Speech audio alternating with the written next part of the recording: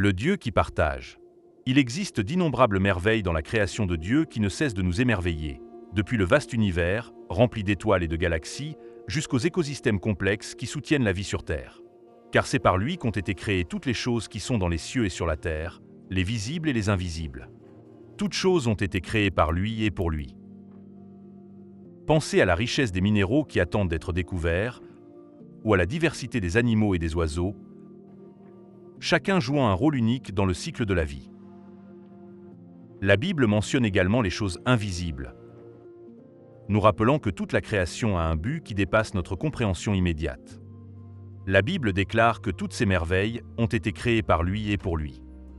Les minéraux précieux tels que l'or, les diamants et l'uranium, ainsi que les ressources vitales comme le pétrole, ont tous un impact sur nos vies ici sur Terre.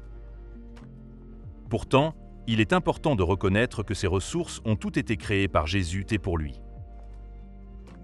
Les aspects visibles et invisibles de notre monde existent en fin de compte pour le glorifier, et non pas simplement pour répondre à nos besoins.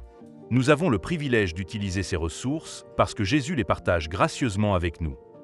En échange de ces innombrables bénédictions, il nous demande de reconnaître sa propriété en lui rendant 10% sous forme de dîme avec nos offrandes.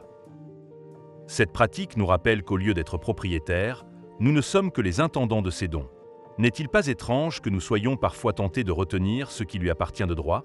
Chaque fois que nous recevons une bénédiction, nous sommes invités à reconnaître que notre Sauveur est propriétaire de tout ce que nous revendiquons comme nôtre.